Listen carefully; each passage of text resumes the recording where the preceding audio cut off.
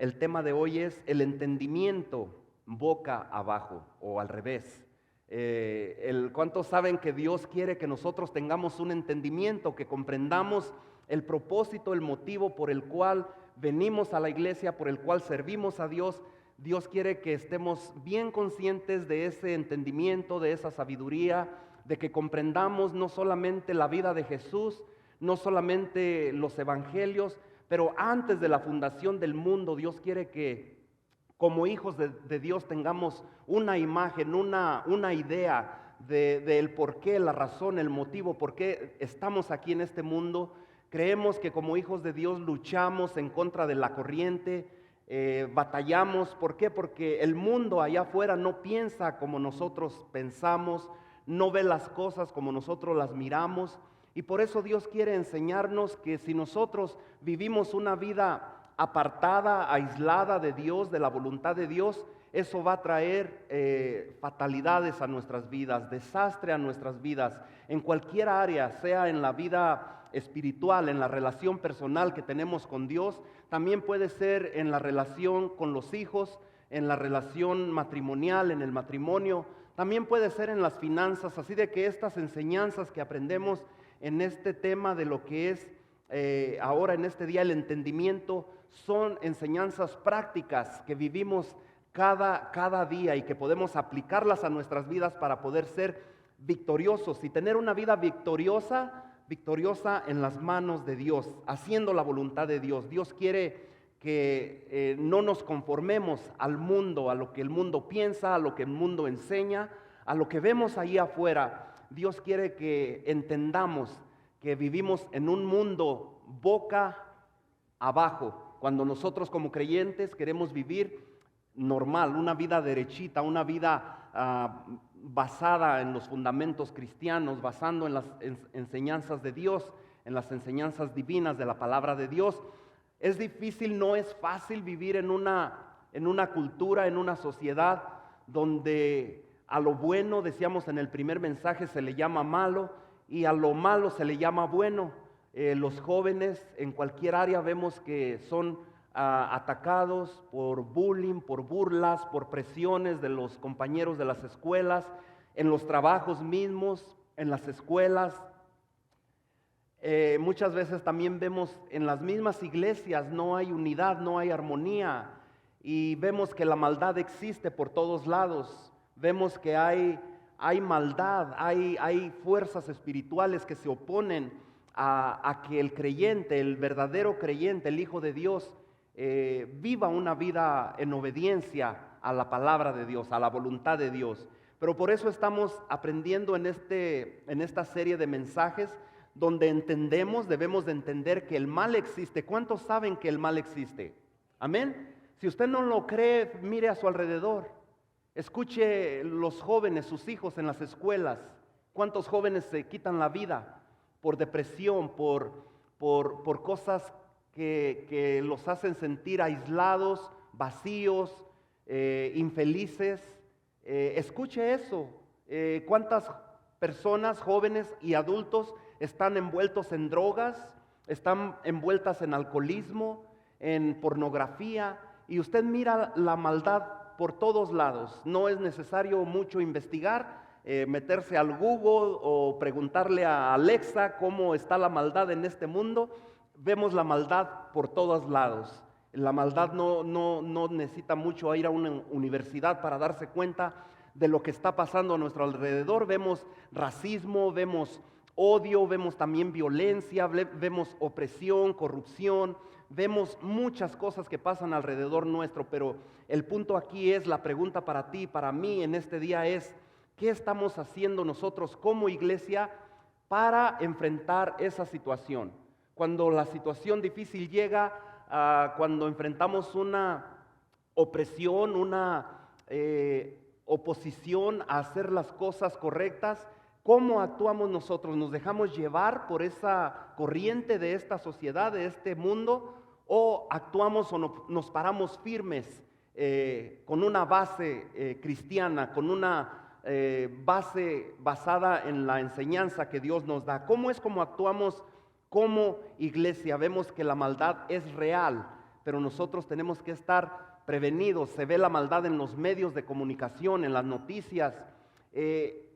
¿Cuántos saben que los demonios, mucha gente no cree en los demonios, los espíritus inmundos, las fuerzas espirituales que se oponen a la voluntad de Dios, saben que cada día que tú y yo nos levantamos, somos un instrumento, un vaso que Dios puede usar para que tú alcances a una persona que está perdida. Y ellos saben, la maldad, el enemigo de Dios, el diablo, Satanás, sabe que cada día que tú te levantas puedes tener una oportunidad para salvar a alguien, para traer a alguien a los pies de Cristo. Y claro que el enemigo se va a oponer. El enemigo te va a tratar de evitar a cualquier modo, de cualquier manera, para que tú no seas eficaz en las manos de Dios, que tú no puedas llegar o impactar a alguien que está perdido, sin esperanza, sin Dios y sin Cristo. Así de que hay una guerra, hay una lucha espiritual donde tú y yo tenemos que estar alerta, tenemos que estar prevenidos, tenemos que reconocer o entender que nuestro papel como iglesia para librar esta guerra espiritual es solamente viviendo una vida derecha, una vida recta, una vida con la boca o la cabeza hacia arriba, no con los pies hacia arriba, una vida en obediencia a la palabra de Dios, no como el enemigo nos quiere ver o nos quiere tener. ¿Cuántos han escuchado a un escritor cristiano llamado C.S. Lewis? Él hace una declaración en uno de los escritos muy conocidos, un escrito cristiano, dice que Dios nos ha hecho para Él. Somos pertenencia de Dios, y como pertenencia de Dios, Dios es como el combustible, como la gasolina que Él usa o que podemos usar en nuestras vidas para poder llevar a cabo el mensaje, el plan, el propósito de Dios en este mundo como sus hijos, como creyentes. También Él señala que la falta de voluntad, mira bien esto lo que Él escribe, es bien importante que entendamos esto. Estamos hablando de lo que es el entendimiento recto, no el entendimiento boca abajo, un entendimiento centrado. Él dice que señala que la falta de voluntad de la humanidad para servir a Dios, o sea, cuando no hay voluntad, cuando todo lo hacemos por agradar a alguien, porque alguien nos lo pidió, porque alguien nos forzó, nos presionó para llevar a cabo un ministerio. Cuando hacemos eso, cuando no hay voluntad en nosotros mismos para servir a Dios, Él dice que es como la clave para poder hacer o entender el plan y el propósito para nosotros en esta vida como sus hijos. Si nosotros hacemos las cosas de voluntad, Dios te abre ese entendimiento. Dios te da la luz, Dios te usa, Dios te da la sabiduría. Pero cuando lo estamos haciendo sin voluntad, sin dirección, solamente por agradar a alguien o quedar bien con alguien, entonces no hay un efecto positivo como Dios quisiera, no hay cumplimiento de lo que Dios quiere llevar adelante a través de nosotros. Vamos a estar leyendo el libro de Salomón, porque si no vemos la palabra de Dios, todo lo que hablemos podemos pasarnos aquí hablando acerca del entendimiento que Dios quiere que tú y yo tengamos como hijos de Dios. Pero Salomón nos da una enseñanza tremenda allí en el libro de Eclesiastés. Si él estuviera aquí en este día, él diría: ¿qué esperabas? Y cuando Dios nos ha dicho en muchas ocasiones en su palabra que en el mundo vamos a tener aflicciones, que en el mundo va a haber lucha, oposición, opresión, corrupción. Entonces, si él estuviera aquí, Salomón fue un hombre sabio, un hombre que Dios usó grandemente para darnos y enseñarnos estas verdades. Y si él estuviera aquí, diría: pues, ¿qué esperabas? Como la humanidad, como la sociedad está viviendo, no podemos esperar que las cosas mejoren. Cada vez vemos más maldad, más violencia, más indiferencia. Muchas veces en el medio que vivimos nos volvemos como duros, como indiferentes a las cosas que pasan a nuestro alrededor. Escuchamos de matanzas o disparos que pasan en los lugares públicos, donde personas le quitan la vida hieren a muchas personas y nosotros como creyentes solo decimos, pasó otra balacera. Lo vemos como algo ya muy normal, como que ya es el pan nuestro de cada día y como iglesia nos volvemos como indiferentes, como insensibles a los dolores, a las situaciones que otros pasan. Vemos que personas pierden la vida, que personas están enfermas y nosotros como iglesia, ¿qué estamos haciendo? Dios quiere que entendamos, que tengamos un entendimiento en lo que realmente Dios quiere hacer a través de nosotros aquí, donde hay la necesidad. Yo me pregunto si como iglesia siempre sabemos cómo responder a cuando tú escuchas o eres víctima del racismo. ¿Cómo reaccionas tú cuando una persona te trata como racista, como inferior? Si tú quieres ver realmente, muchas veces dice uno, pues yo no veo que aquí se vea el racismo. Yo quiero decirte que aquí en la iglesia CLC en inglés tienen un ministerio de estudiantes foráneos y muchos estudiantes vienen de África, son estudiantes de color y son estudiantes que muchas veces son creyentes y sus padres los mandan aquí a estudiar. Pero si un día tú quieres ver lo que es realmente el racismo aquí en Utah, simplemente síguelos a otras escuelas, aquí a San George o a Provo, a otras escuelas donde ellos compiten en lo que es el básquetbol. Y cuando ven un grupo de jóvenes, de estudiantes en el grupo aquí de la escuela local, tú te vas a dar cuenta de lo que es el racismo aquí en Utah. Se discriminan, les gritan ofensas, los agreden verbalmente, emocionalmente, y el racismo existe, pero nosotros como iglesia, ¿cómo respondemos cuando esto pasa? ¿Qué es nuestra reacción cuando vemos el odio racial? Vemos el odio por todos lados, en el trabajo, en las escuelas, jóvenes pelean entre ellos mismos porque se odian por la cultura, por el color, por la diferencia social. Vemos la violencia, vemos la opresión, la corrupción. Pero ¿qué estamos haciendo nosotros? Nosotros entendemos nuestro papel o hemos entendido nuestro papel como iglesia cuando esto lo vemos o lo palpamos muy cerca de nosotros, en nuestro trabajo, en la iglesia o en la escuela. Mi pregunta es si como iglesia nos estamos volviendo insensibles, si nos da lo mismo, si no actuamos, si no movemos un dedo, si no hacemos algo para evitarlo, o qué hacemos nosotros. Salomón ahí en Eclesiastés capítulo 4, ahora quiero decirles que cometí un error. Últimamente estoy cometiendo muchos errores, muchas cosas en mis hombros que tengo que hacer, la familia, la casa, el trabajo secular, la iglesia, compromisos que tenemos, pero no son excusas. Pero cometí un error ahí en sus notas. Si usted tiene sus notas ahí en su boletín y le gusta llenarlas, en esta ocasión no va a tener que llenarlas porque ya le hice la tarea, ya están llenas, así de que ya no va a tener que estar esperando allí. Quizás no va a estar al pendiente de lo que tiene que contestar, pero sí le voy a pedir que si tiene una pluma, pues la subraye, ¿verdad? El espacio que debía de estar vacío, subráyelo allí.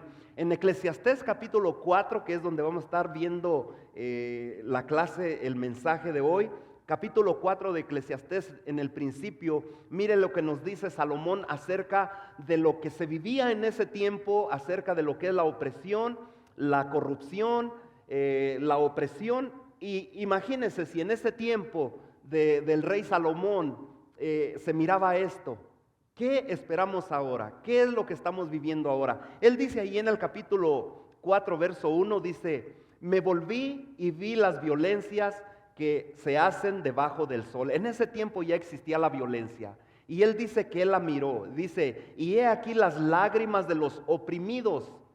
Yo quiero que subraye ahí esa palabra allí, o que se la ponga ahí en su mente, que los oprimidos, sin tener quien los consuele, y la fuerza estaba en la mano de sus opresores. En ese tiempo ya había opresores, personas que oprimían al desamparado, al débil, al indefenso. Y dice que, y para ellos no había consolador, no había alguien que los defendiera, no había alguien que levantara la mano por ellos. Y dice el verso 2: y alabé yo a los finados No quiere decir que oró por los muertos, por los que ya habían muerto, sino dice, en otras palabras, dice que él se maravillaba viendo que personas, como cuando decimos, ya está en un mejor lugar, partió de este mundo, ya no está sufriendo. Eso quiere decir más o menos aquí cuando dice, y alabé yo a los finados, los que ya murieron, más que a los vivientes, los que viven todavía. ¿Por qué? Porque los que viven aún aquí en ese tiempo, él decía, están sufriendo, están padeciendo todo este tipo de opresión, de violencia, de racismo, de odio. Y dice, parece que él le daba como mejor lugar a los que estaban ya muertos que a los que estaban viviendo en ese tiempo. Y el verso 3 sigue diciendo, y tuve por más feliz que unos y otros al que no ha sido aún, que no ha visto las malas obras que debajo del sol se hacen. Wow, poderosa palabra aquí, cuando vemos que desde ese tiempo ya existía la opresión, ya existía el racismo, la violencia, la corrupción. No es aquí esto que acabamos de leer, no es algo que nos motiva mucho, no es algo como que es de motivación, como motivándonos. Pero les voy a decir al final, más adelante vamos a ver las buenas noticias que vienen después de todo esto. Los primeros versículos siempre empiezan así. Dice, tuve por más feliz aún a unos y a otros al que no ha nacido aún, que no ha visto las malas obras que debajo del sol se hacen. Entonces vemos aquí que las personas que estamos en este mundo no quiere decir que porque ya somos creyentes, Dios nunca nos engañó, nunca nos prometió que el ser creyente iba a ser un jardín de rosas. Sabíamos que iba a haber opresión, que va a haber pérdidas en la familia, que va a haber lucha espiritual, que va a haber oposición, pero entendemos que una vida, Dios nos quiere abrir nuestros ojos espirituales diciendo que una vida apartada de Dios, apartada de la voluntad de Dios, separada de Dios, no es una vida de promesas ni de esperanza. ¿Cuántos saben que alejados de Dios nada somos? En muchas ocasiones vemos cómo la Biblia nos enseña que somos nosotros como una rama de un árbol, que apartada de ese árbol no somos nada. Se seca uno, se aleja uno de Dios, se vuelve uno una vida vacía, una vida donde hay soledad, hay sequedad espiritual, donde no tiene sentido. Entonces vemos que Dios es la fuente. Lo que Dios quiere que nosotros entendamos, que este tema del mensaje de hoy, el entendimiento boca arriba, que no sea un entendimiento boca abajo, que entendamos que Dios es la fuente de toda la plenitud. Estuvimos viendo en mensajes pasados que Dios es la plenitud, Él es la base, el fundamento de nuestras vidas, que Él es todo para nosotros, y alejados de Dios nada podemos hacer. Ahí en sus notas podemos ver, ahí al principio donde dice la naturaleza de las cosas en un mundo al revés. Número uno, ¿cuál es una de estas naturalezas que vivimos en un mundo al revés? Es el mal de la opresión. Lo mirábamos, lo leíamos ahí en los primeros versículos del capítulo 4 de Eclesiastés. Capítulo 4 de Eclesiastés, aquí Salomón comienza hablando sobre lo que es el problema de la opresión, ahí donde dice en el verso 1, dice, y he aquí las lágrimas de los oprimidos, sin tener quienes los consuelen. Ahí vemos cómo él empieza este versículo diciendo que había opresión en el pueblo de Israel en este tiempo, y lo hay ahora en más grande cantidad. Lo que está aquí pasando, vemos en muchos lugares donde hay opresión, donde los gobiernos, las autoridades, en muchos lugares hasta los presidentes que son puestos en ese lugar para poner orden, para llevar adelante cada país. Resulta de que salen presidentes, gobiernos corruptos. Lo vemos en diferentes países como Venezuela, como Cuba, donde hay opresión. Vemos opresión por todos lados. En México vemos corrupción. Yo no sé de qué país viene usted, hay mucho, donde quiera vemos esto, diferentes culturas, países, hay corrupción. Aquí mismo también vemos, no igual que en nuestros países, pero la corrupción existe por todos lados. Hay odio, hay envidia, hay celos, hay hay oposición en todo lo que hacemos o lo que hacen otros, no podemos ver a alguien prosperar o superar porque ya estamos envidiándolo en la manera que Dios lo prospera. En Génesis capítulo 4 vimos también un ejemplo de Caín, cómo Caín mató a su mismo hermano por envidia, por celos, y lo seguimos viendo en la actualidad, donde vemos que Salomón ahí nos dice que en su tiempo, en este tiempo, él argumenta que el problema de la opresión es tan horrible que los que están muertos pueden ser más felices. No creo que sean muy felices ahí donde están, ¿verdad? Porque pues ya están sin vida, pero él da a entender que él piensa que están en un mejor lugar que los que están vivos sufriendo en este mundo. ¿Por qué? Por todo lo que vemos, todo lo que sufrimos, todo lo que enfrentamos. Número 4 allí, número 2, dice que el mal de la corrupción. También vemos en diferentes lugares la corrupción, cómo se mira. Hay corrupción por todos lados. Usted, yo no sé en su país, pero usted va manejando, comete una infracción, la policía viene y usted le dice, le da un billete y te deja ir, no pasa nada. Hay corrupción por todos lados, muchas veces en los trabajos, en los empleos, vemos la corrupción, pero en Eclesiastés capítulo 4, verso 4, vemos ahí que sigue diciendo allí, dice, he visto asimismo que todo trabajo y toda excelencia de obras despierta la envidia del hombre contra su prójimo. Muchas veces vemos que el hombre prospera en su trabajo por lo que él produce o hace y entra la envidia. También esto dice Salomón que es vanidad y aflicción de espíritu. El necio, verso 5, dice que cruza sus manos y come su misma carne. Ahorita vamos a ver que hay dos riesgos que corremos cuando le damos lugar a la envidia, cuando empezamos a ser corruptos, cuando empezamos a oprimir a los demás o a querer tener lo que los demás tienen. Hay dos riesgos, pero el verso 6 dice, más vale un puño lleno con descanso que ambos puños llenos con trabajo y aflicción de espíritu. ¿Por qué dice esto? Ahorita lo vamos a ver.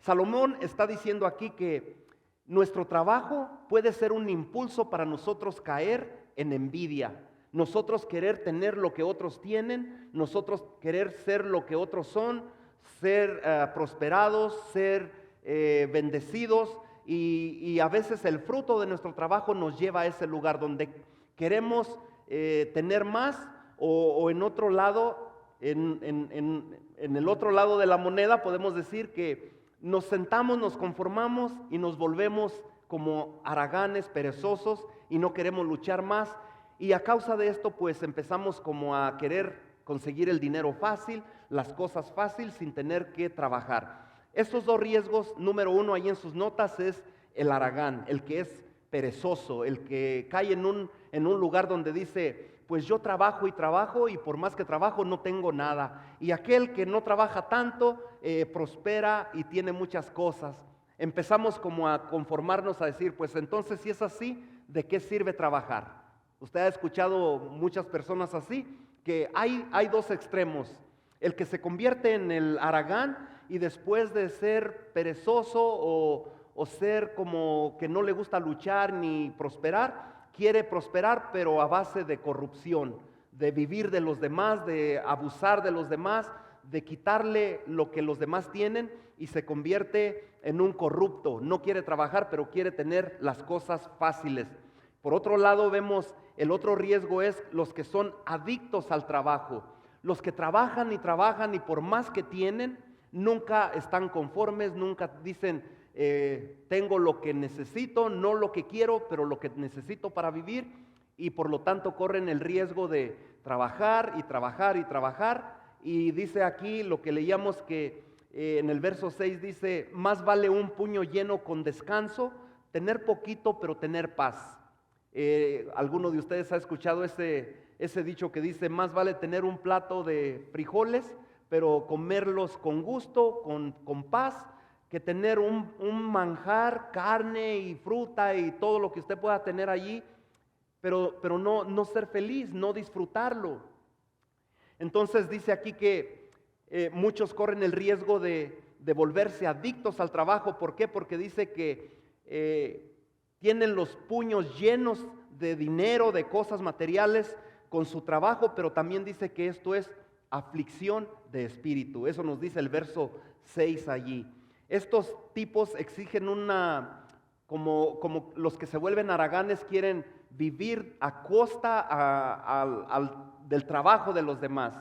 Y se ve mucho eso, lo que es la corrupción, el soborno. Usted mira en nuestros países muchos secuestros que quieren el dinero fácil, personas se llenan de maldad en sus mentes donde no quieren trabajar, no quieren prosperar como nosotros lo hacemos en una manera honesta, con un trabajo decente, un trabajo humilde, sino que quieren el dinero a costilla de los demás, a lo que los demás producen, de ahí quieren ellos beneficiarse.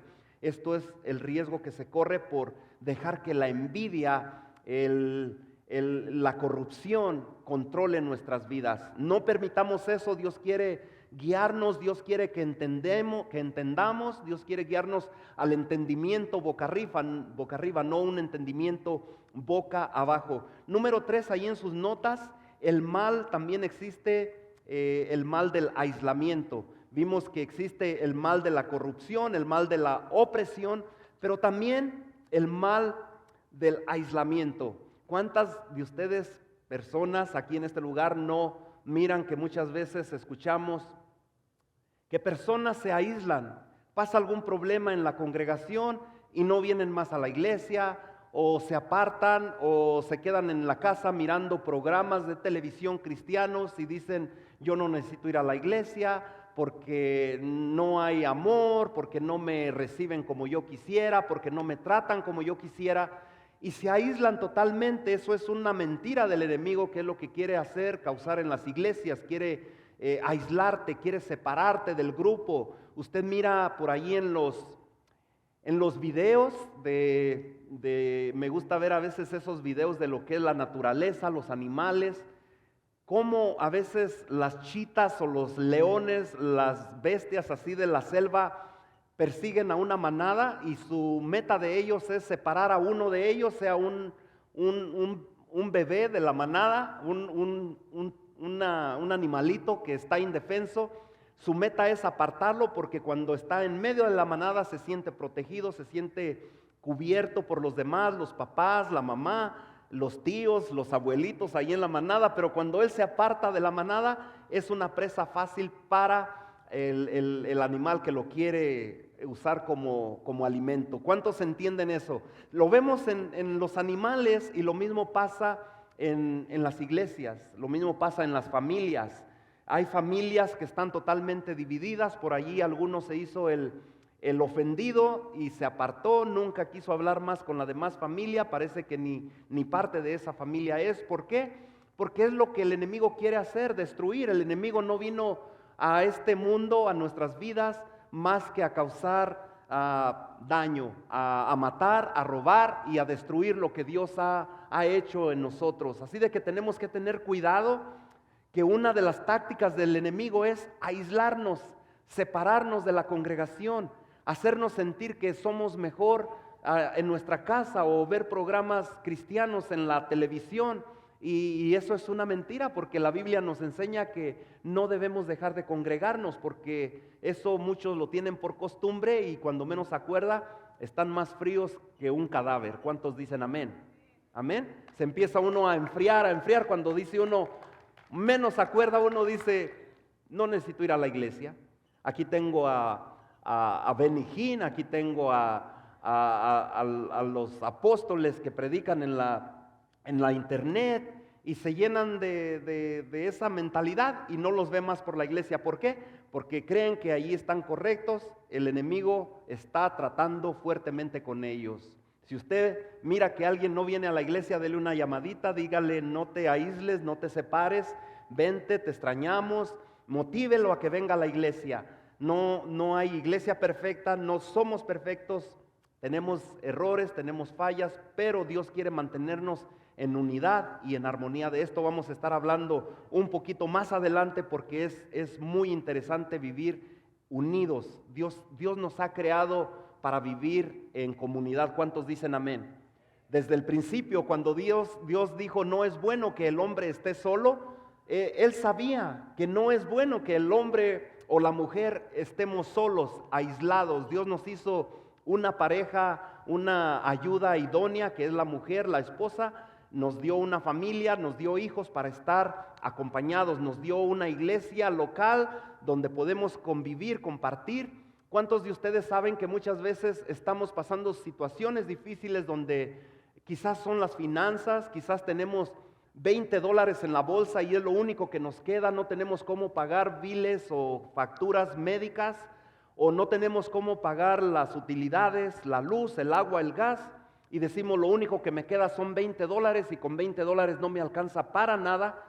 Estamos así pensando allá en la casa, nos estamos viendo nosotros mismos como que estamos en un problema que es muy grande, pero venimos a la iglesia donde estamos alabando a Dios con un grupo de hermanos que tenemos fe, que Dios es nuestro proveedor, y salimos con los mismos $20 en la bolsa, pero pensando que no es tan grande el problema, porque el venir a la casa de Dios salimos con una mentalidad diferente de cómo llegamos o como estábamos allá solos, aislados, haciéndonos la vida imposible, porque creemos en un Dios de poder, y el vivir así como acurrucaditos con los demás, estamos en la misma dirección, con la misma mente, con la misma fe, con la misma confianza que Dios es nuestro proveedor y que Él es el que suple y el que provee, y salemos diferentes de cómo llegamos. Por eso yo le digo, yo oro cada vez que empezamos el mensaje, que podamos salir de aquí diferente de cómo llegamos,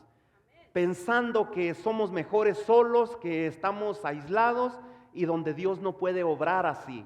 Dios quiere que estemos como el cuerpo de Cristo que Él nos ha traído a esta iglesia local para trabajar, para servir a Dios en unidad como una familia. ¿Cuántos dicen amén?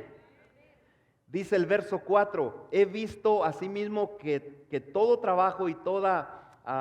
perdón, eso ya lo leímos. Estamos en el aislamiento. Eclesiastés capítulo 4, verso 7 dice, yo me volví otra vez, o sea, él miró estas cosas y dice, y vi vanidad debajo del sol.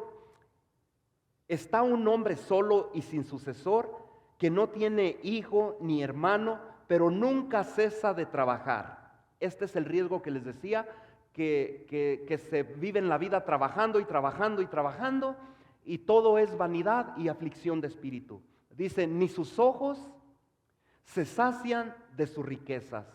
Nunca tienen paz, siempre quieren más, siempre quieren tener lo doble. La Biblia nos dice de un caso que un hombre dijo, derribaré ese granero, construiré uno más grande y lo llenaré para que mi alma repose y se sacie. ¿Por qué? Porque creía que su felicidad estaba en las posesiones que él tenía. No es así, porque dice aquí, ni sus ojos se sacian de su riqueza, ni se pregunta, ¿para quién trabajo yo? Muchas veces la persona que se vive afanada trabajando y trabajando no toma un minuto para decir, ¿para quién estoy produciendo tanto? ¿Quién se va a quedar con lo que yo produzco? ¿A quién le voy a dejar esto?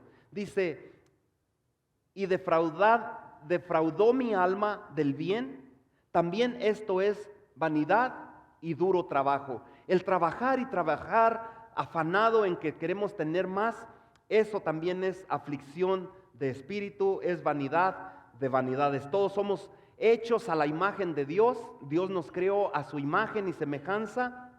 Entonces, por lo tanto, fuimos creados ¿para qué? Para vivir en unidad, en armonía, en comunidad. Si Dios nos formó desde el principio, cuando dijo no es bueno que el hombre esté solo, Dios no se equivoca. Dios quiere decir con eso que desde el principio Él sabía que nuestra felicidad no es aislarnos, no es separarnos de los demás. Los estudios de hoy muestran que aquí mismo en Estados Unidos, a pesar de que tenemos tanta comunicación aparentemente en los medios de internet, el hombre, la mujer aquí en Estados Unidos se siente más solo y abandonado que nunca antes. Antes había unidad en la familia, no había tantos celulares, tabletas, computadoras. Se sentaba uno a la mesa, compartía el tiempo con la familia, había comunicación, pero ahora la familia tiene 5 hijos, una pareja de matrimonio y se sienten vacíos. No hay no hay felicidad. Parece que no existe nadie alrededor de ellos. Aun cuando tenemos comunicación donde usted puede estar en comunicación ahora mismo a través del celular con una conferencia allí de video en cualquier parte del mundo. Aún así, dicen las estadísticas que la población en Estados Unidos se siente más sola y abandonada que nunca antes. ¿Cuál cree usted que es el problema de tanto suicidio? Jóvenes que se quitan la vida cada día. No hay felicidad. Aparentemente usted los ve felices, contentos ahí con los amigos, pero sus corazones están vacíos. Los padres trabajan, tienen posesiones, tienen riquezas, tienen cuentas de banco, tienen cosas materiales, pero hay infelicidad. A veces también hay infidelidad, pero también hay infelicidad. No hay felicidad en las vidas, no hay felicidad en las mentes, en los corazones.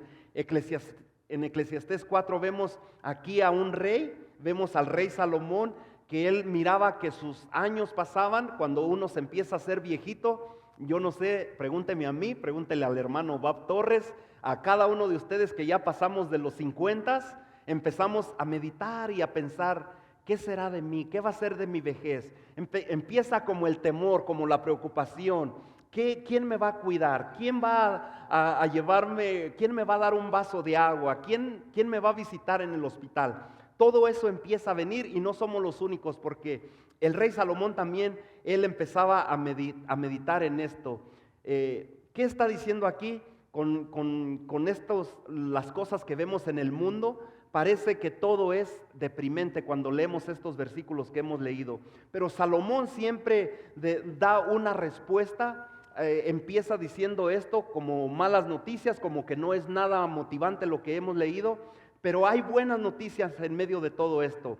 Ahí en sus notas dice en la letra A, el poder de entender que fuimos diseñados para estar en comunidad, en armonía, en unidad.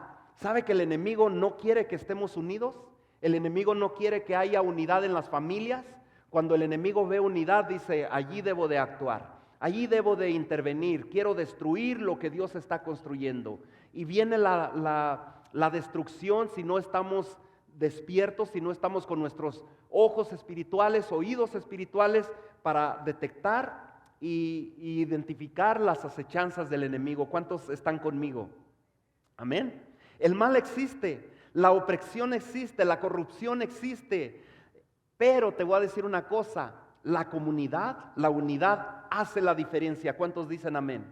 En medio de las cosas que pasamos, de opresión, de odio, de racismo, de menosprecio, de todo lo que tú quieras ponerle, lo que hemos leído ahí, podemos ver que la unidad hace la fuerza. Estar en unidad, en armonía, como familia, como iglesia, eso hace la diferencia y eso es lo que el enemigo no quiere ver. En Eclesiastés 4:9, vamos a leer hasta el verso 12 y dice en el versículo 9 dice, mejores son dos que uno. ¿Por qué? Porque tienen mejor paga de su trabajo. Porque si cayeren, el uno levantará a su compañero.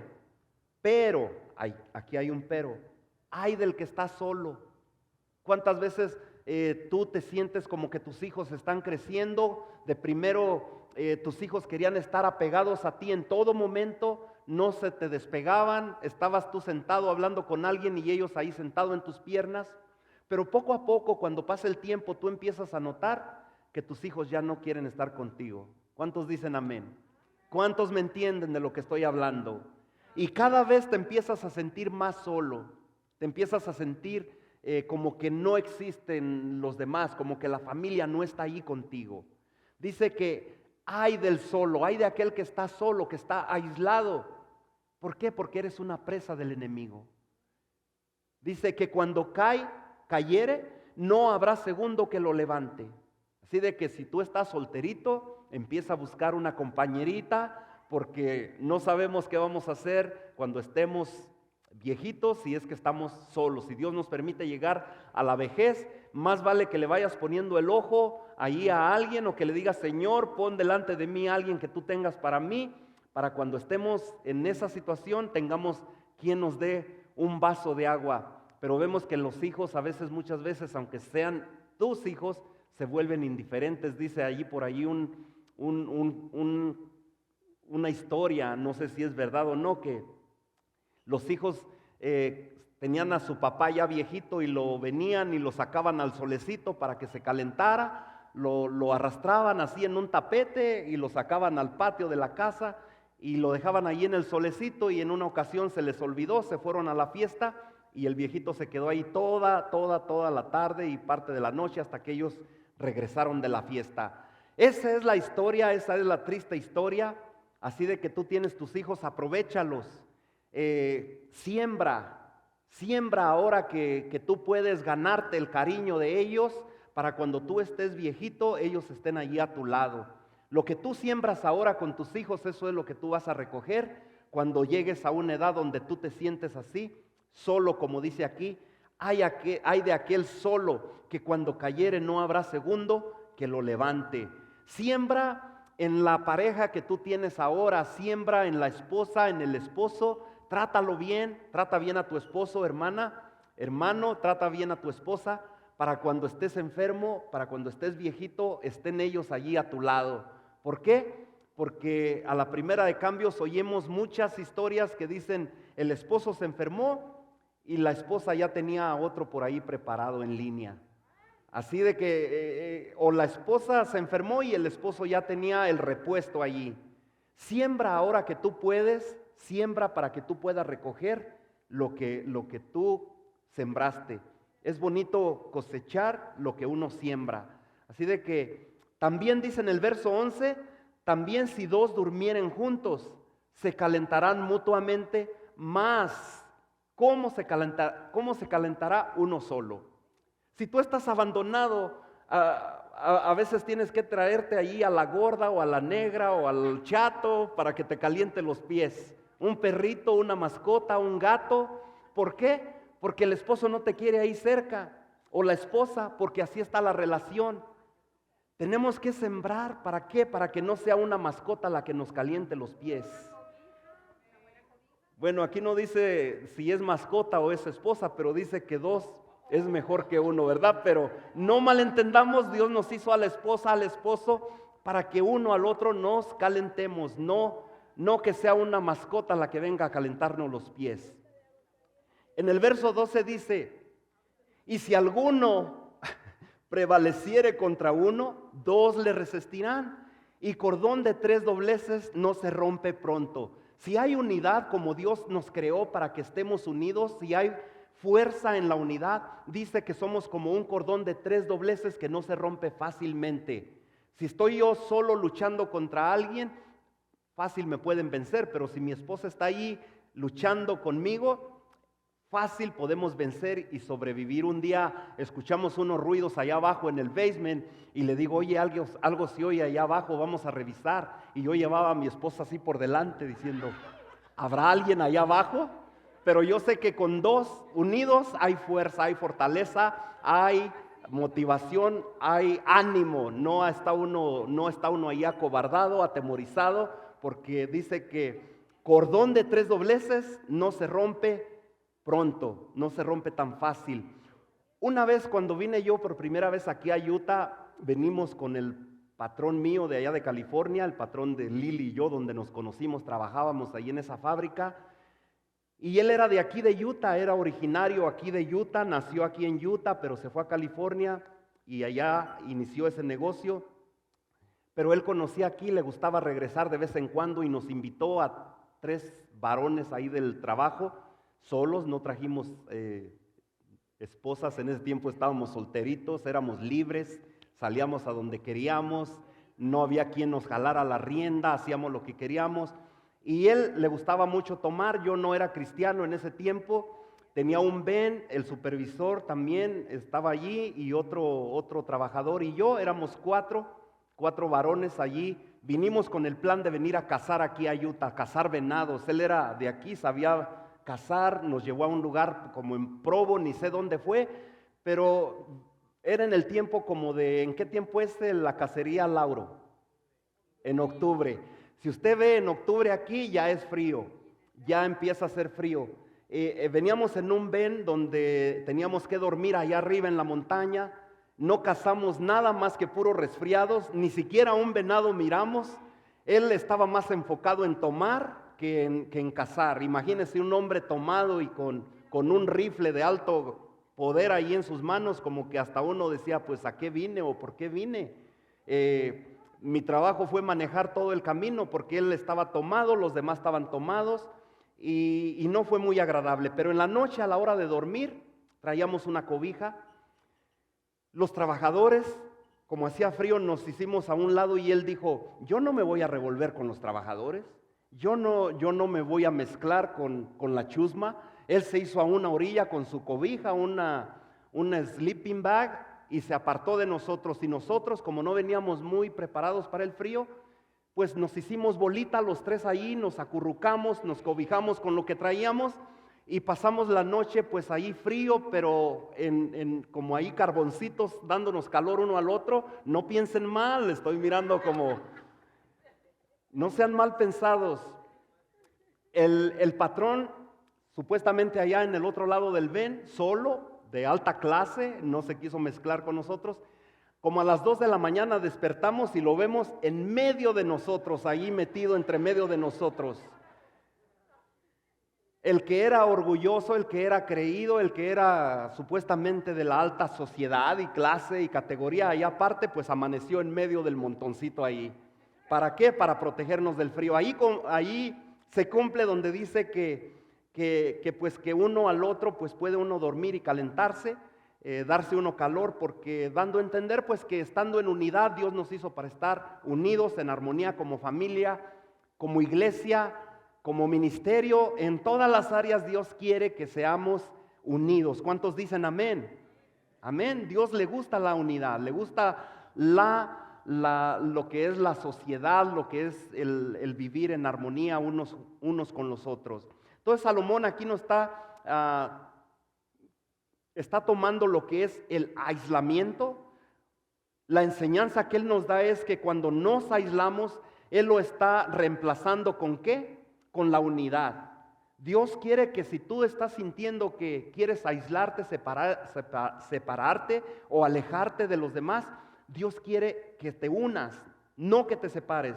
Está reemplazando el trabajo corrupto ¿con qué? Con el trabajo en equipo, con el trabajo en unidad, en grupo, no aislado. No creas que tú solo vas a hacer las cosas mejores, siempre necesitamos de los demás.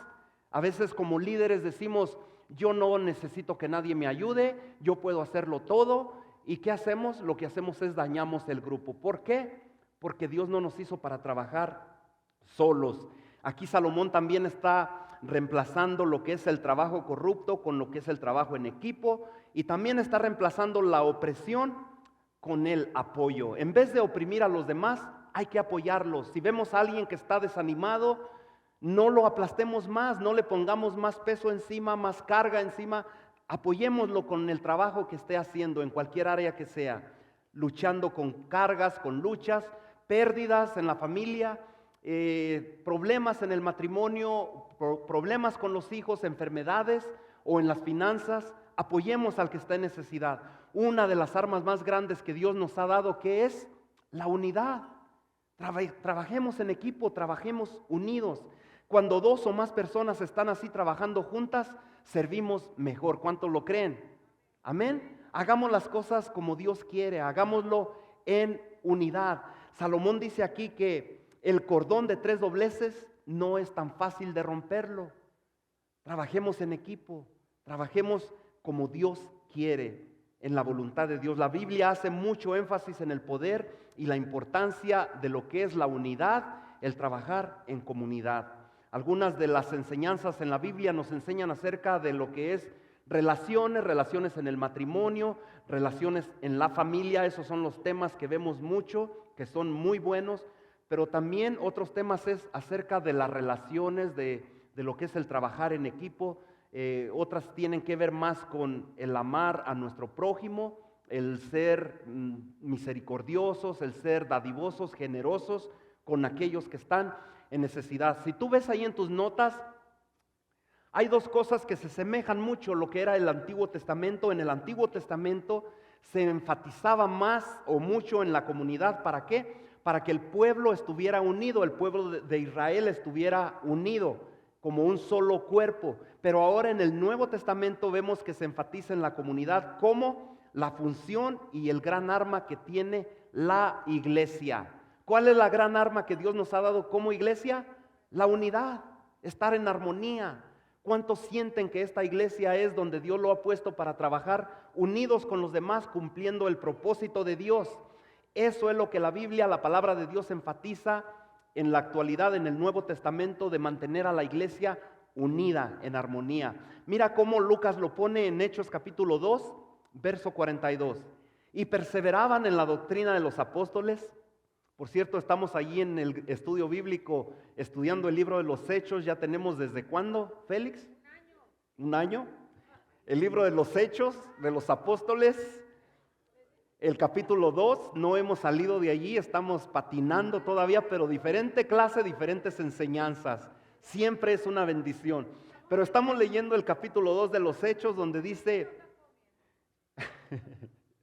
42, dice, y perseveraban en la doctrina de los apóstoles. No crea que ahí en los estudios nomás comemos, también perseveramos en la doctrina de los apóstoles. En la comunión, fíjate lo que dice allí, la comunión. Otra vez vemos las enseñanzas que Dios quiere que estemos en unidad, en armonía, dice, los unos con los otros. En el partimiento del pan, ahí está el taquito, las tortas. Y en las oraciones también oramos cuando hay necesidad de orar unos por otros. Y sobrevino temor a toda persona, y muchas maravillas y señales eran hechas por los apóstoles. Todos los que habían creído estaban juntos. ¿Cómo estaban? Juntos. Ese es el propósito de Dios, que estemos juntos. Y tenían en común ¿qué? Todas las cosas. Así de que por ahí vemos un carrito amarillo por color mostaza, hay que compartirlo, hay que ir a dar un cruz. No se crean, eso era en el Antiguo Testamento. Una traila también tenemos ahí para ir de camping. Y dice en el 45, y vendían sus propiedades y se las daban al pastor. No se crean. Era una prueba, a ver si están poniendo atención. Qué bárbaro. Y vendían sus propiedades y sus bienes y lo repartían a todos según la necesidad de cada uno. Amén. Y perseverando unánimes, ¿cómo estaban? Unánimes. Cada día en el templo y partiendo el pan en las casas, comían juntos con alegría y sencillez de corazón, alabando a Dios y teniendo favor con todo el pueblo. No solamente la iglesia, con todo el pueblo. No podemos hacer sentir a los que no son de la iglesia como que son inferiores a nosotros, como mal vistos, como que no pueden venir a la iglesia porque nosotros sabemos más, conocemos más, tenemos más tiempo en el evangelio. Dice que con todo el pueblo tenían favor, tenían gracia, la gracia de Dios.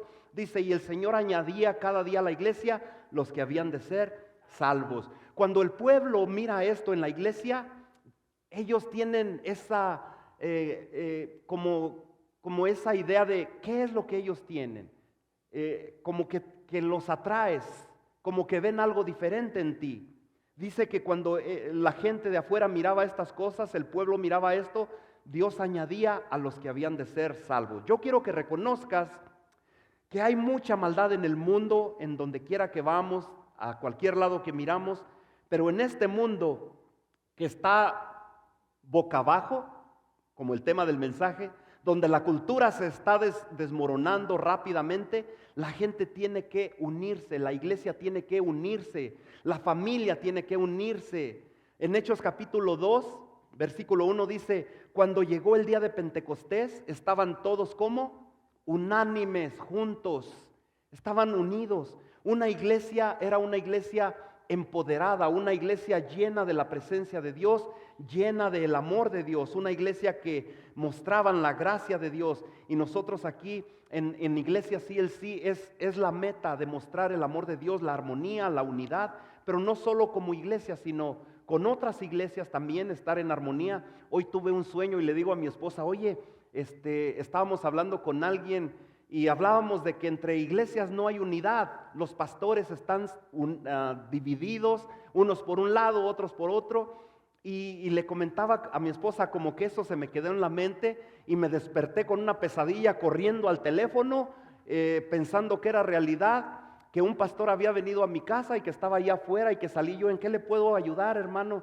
Y dice, tú pusiste un comentario en Facebook que me ofendió. Y dije yo, ¿qué puse? Sí recuerdo que usted puso un comentario y decía yo, pero ¿qué fue lo que puse mal? Y dijo, tú le pusiste like o dijiste que sí era cierto. Y le digo a mi esposa, fue tan real ese sueño que me levanté viendo el teléfono en Facebook y dije, esto es nomás un sueño, ¿por qué estoy haciendo esto? ¿Por qué? Porque eso es lo que uno tiene en la mente, que la iglesia está dividida, que los pastores están peleados, que los pastores están cada uno por su lado, que no hay unidad, que no hay armonía. Pero Dios nos ha llamado a no solamente como iglesia, sino como ministerios, como pueblo de Dios, estar y vivir en armonía, en familia. Número 1, ahí en tus notas, la iglesia transforma la opresión ¿en qué? En libertad. Dios nos ha llamado a ser libres, no a ser oprimidos, no a ser presionados. Número 2, también dice que la iglesia transforma la corrupción en la verdad. Jesucristo es la verdad y la vida. Jesucristo es la verdad. Cuando tú y yo hablamos de Jesús, proclamamos la verdad. En Hechos 2 dice en el verso 40, y con otras muchas palabras testificaban y les exhortaban diciendo, sed salvos de esta perversa generación.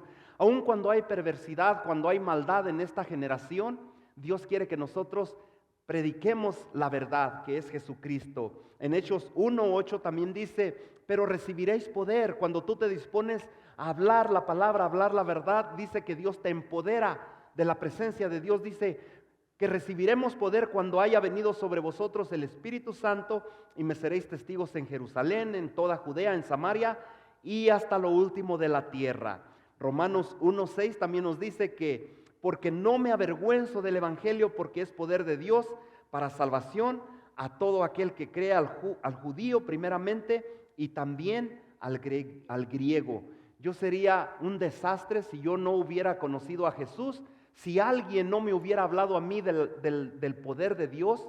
Le agradezco a mi esposa, a mi suegra, que en ese tiempo me hablaron, compartieron el evangelio conmigo y me sacaron de las tinieblas a la luz. Gracias a ellas, yo creo que tú puedes pensar ahora mismo, ¿quién te habló de Jesús en el principio? ¿A quién le agradeces de que Dios hizo el cambio en ti a través de esas personas? Esas personas nunca se van a borrar de tu mente porque fueron los vasos, los instrumentos que Dios usó para que hoy en día tú estés sirviendo a Dios en una iglesia. ¿Cuántos dicen amén? A cada uno de nosotros alguien nos ha hablado. Yo te aseguro, te garantizo que cuando tú le hables a alguien, esa persona nunca se va a olvidar de ti. Vas a ser una bendición. ¿Por qué? Porque vas a hacer la diferencia en su vida. Voy a pedir a Jorge, mi hermano, que nos ministre mientras nos ponemos de pie. Vamos a terminar. Se nos fue un poquito el tiempo. No, creo que estamos bien. Estamos bien, no se desesperen. Te decía que cuando tú le hablas a alguien, así como alguien lo hizo contigo, nunca te vas a borrar de la mente de esa persona. Siempre vas a ser recordado cuando tú dejas un legado en alguien, cuando hay el compartir el mensaje de Dios, cuando tú ves vidas cambiadas, vidas transformadas. Número 3 allí dice que la iglesia transforma el aislamiento en un sentimiento de pertenencia. Cuando tú te sentías en el lodo, en un ambiente oscuro, vino alguien, te habló. Cuando te sentías aislado, que nadie te quería, que eras menospreciado, que nadie daba un penny por ti, que nadie te daba valor, Dios vino y transformó eso en pertenencia. Ahora tú le perteneces a Cristo, le perteneces a Dios. Somos hijos del Rey de Reyes, del Señor de Señores. Nuestra vida ha cambiado. Yo quiero que reconozcas que no somos más lo que éramos antes, sino que Dios nos ha vestido con ropas nuevas, nos ha hecho nueva criatura, una mente diferente donde no hay más tristeza, no hay más aislamiento. Dios quiere que estemos unidos. En Hebreos capítulo 10, 24 dice: y considerémonos unos a otros para estimularnos al amor y a las buenas obras, no dejando de congregarnos como algunos tienen por costumbre. Cuando ya una persona se le hace costumbre el no venir a la iglesia, empieza a entrar el espíritu de aislamiento, de decir: yo estoy mejor, me siento mejor fuera de la iglesia, fuera de la casa de Dios, que en la iglesia. Cuando aquí vemos: no dejes de congregarte como algunos tienen por costumbre, sino exhortándonos, y tanto más cuando veis que aquel día se acerca. Dios nos ha llamado a estar en armonía. ¿Por qué? Porque en unidad, en la iglesia, los oprimidos son liberados. Cuando venimos a la iglesia y estamos oprimidos, hay libertad. También cuando la verdad reina sobre la corrupción, somos libres. Cuando también los perdidos son encontrados, alguien que está sin Cristo, sin esperanza, sin Dios, venimos a la iglesia, a la casa de Dios, y podemos alcanzar a alguien. Los quebrantados son sanados, la división es destruida. No más división en la iglesia, no más división en la familia. Cuando hacemos todo esto, cuando nos congregamos, cuando reconocemos que Dios nos ha creado para estar unidos como iglesia, como el cuerpo de Cristo, ¿qué hacemos? Glorificamos a Dios. ¿Cuántos dicen amén? Yo quiero que hagamos una cosa. Hoy no vamos a llamar aquí al altar para orar por nadie, ya oramos por alguien al principio, pero sí voy a hacer un llamado. Yo quiero que te salgas ahí de tu asiento. Somos muchos, pero si tú sientes que Dios te ha llamado a ser parte de esta congregación, a llevar en tus hombros, en tus oraciones, en el ministerio donde tú sirves, a llevar esta iglesia adelante, salgámonos del lugar donde estamos y hagamos un círculo y agarrémonos de la mano como un cuerpo de Cristo, como el cuerpo de Dios que nos ha llamado a ser. Podemos darle la vuelta a este centro de sillas aquí, hacemos un círculo para allá, porque somos muchos y va a ser un círculo grande aquí, así, por ahí. Unámonos en un mismo sentir y oremos reconociendo que estamos en la voluntad de Dios, que estamos aquí haciendo lo que Dios nos ha llamado a hacer, que estamos